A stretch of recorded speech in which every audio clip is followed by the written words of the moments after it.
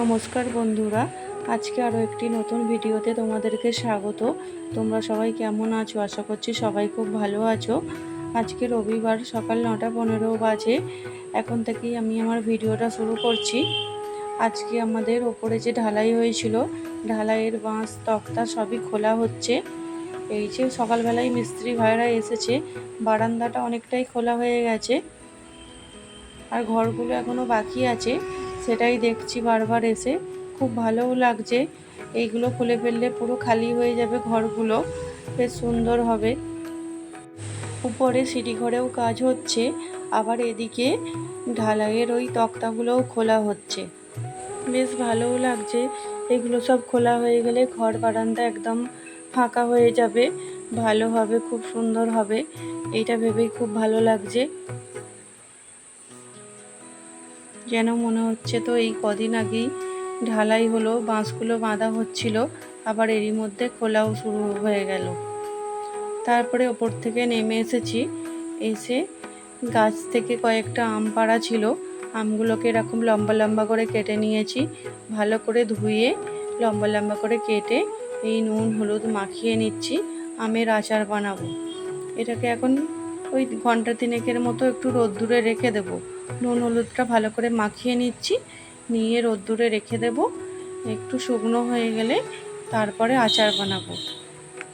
এই যে ভালো আমটাকে রোদ্দুরে দিয়েছে, এরই মাঝখানে আচারের মশলাটা তৈরি করে নিচ্ছি। এর মধ্যে আছে গোটা জিরে, গোটা ধনে, কালো জিরে ও 4টে শুকনো লঙ্কা। এটাকে খুব ভালো করে ভাজা করে শুকনো করে মিক্সির জারেতে গুঁড়িয়ে নেব। এটাই হলো আচারের মশলা। 3 ঘন্টা মতো হয়ে গেছে আমার। এর মধ্যে দুপুরে রান্নার সমস্ত সবজিও কাটা হয়ে গেছে। এবার আচারটা করে নেব, তারপরে দুপুরে রান্না। আচারটা করার আগে একটু আম তেল করে নিচ্ছি। কড়াই অনেকটা সর্ষের তেল দিয়ে দিয়েছি। দিয়ে ওই রোদ্দুরে রাখা আম কয়েকটা খোলা সমেত ছিল কাটা, সেগুলো দিয়ে একটু ভালো করে নেড়ে নিচ্ছি। এই আম তেলটা সংরক্ষণ করে রেখে দেবো সারা বছরের জন্য। রোদ্দুরে রেখে রেখে সারা বছর থাকবে। মুড়ি দিয়ে খেতে আম তেল খুব ভালো লাগে, তাই করে রেখে দেব। এতে একটু মশলাও মিশিয়ে দিচ্ছি। এটা ছিল শুধু ধনে আর 5 ফোড়ন শুকনো করে গুঁড়ো করা, আর কিছু নেই। এটা একটু মিশিয়ে নিচ্ছি, নিয়ে সামান্য নেড়ে দিয়ে কড়া থেকে এই আম তেলটা নামিয়ে রাখবো। ওটা নামিয়ে রেখেছি। এবার আচারের জন্য কড়ায় তেল দিয়ে শুকনো লঙ্কা ও 5 ফোড়ন দিয়েছি। ওই যে আম তেলটা বাটিতে ঢেলে রেখেছি। এবার এতে দেব ওই আমগুলো।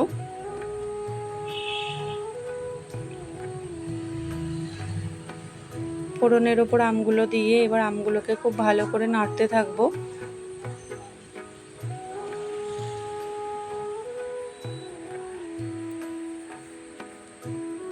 নুন হলুদ দেওয়াই আছে, তাই একটু তো জল বেরোবে। ওটা খুব ভালো করে নাড়বো, জলটা যাতে শুকিয়ে যায়। এই যে অনেকটাই ভাজা ভাজা হয়ে গেছে। এরপরে ওই গুড় দিয়ে দিয়েছি, আর একটু জলও দিয়েছি। বেশি জল দিইনি, তাহলে আবার পুড়ে যাবে। অল্প একটু জল দিয়েছি।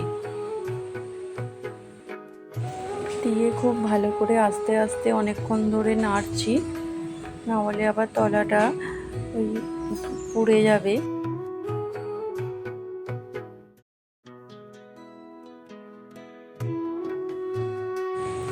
এই যে তারপরে দেখো ফুটতে শুরু করে দিয়েছে, আর আমি ওই খুন্তি দিয়ে সমানে নেড়ে যাচ্ছি আমগুলোকে।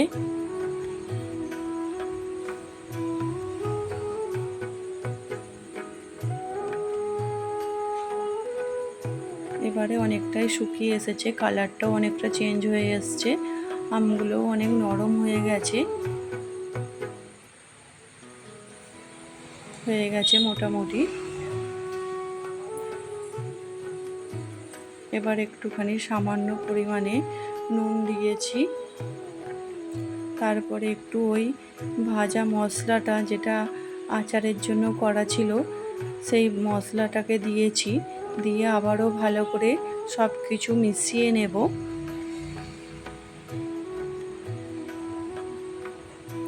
কালারটা খুব সুন্দর এসেছে এবারে। আর একটু ভাজা মশলা আছে, আবার একটু ভাজা মশলা এর ওপর দিয়ে মিশিয়ে নেব। এসে বাকিটুকুও মিশিয়ে নিচ্ছি। হয়ে গেছে, কালারটা আরও সুন্দর চলে এসেছে। আমের আচার একদম রেডি। এটাকে এবার একটা বড় থালার মধ্যে ঢেলে নিয়ে রোদ্দুরে দেব। এই যে দেখো কত সুন্দর লাগছে, একদম শুকনো শুকনো হয়ে গেছে। এদিকে আম তেলটাও ঠান্ডা হয়ে গেছে, ওটাকে একটা কাঁচের শিশির মধ্যে ভরে নিয়েছি।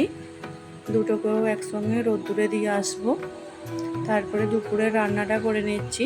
আজকে একটু চিকেন রান্না করছি, যেহেতু সমস্ত কিছু রেডি করা ছিল তাই রান্নাটা চট করে বসিয়ে দিয়েছি। চিকেনটাও ম্যারিনেট করা ছিল, একদিকে চিকেনটা কষে নিচ্ছি, একদিকে আলু ভেজে নিচ্ছি।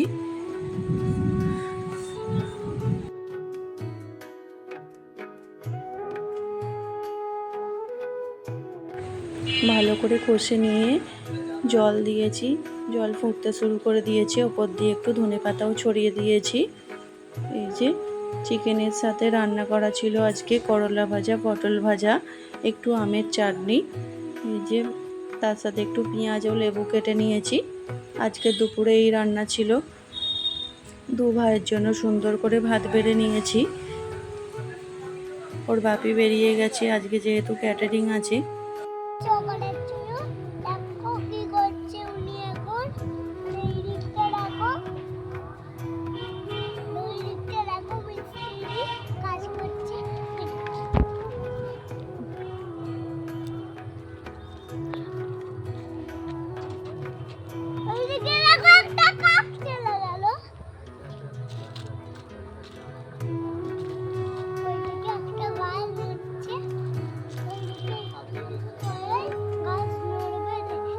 দেখুন আপনি, ওই দিকটা কপি কেমন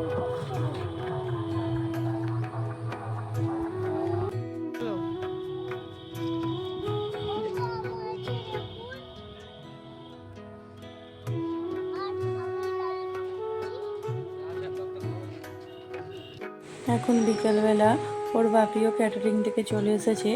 আমরা সবাই মিলে ছাদে এসেছি।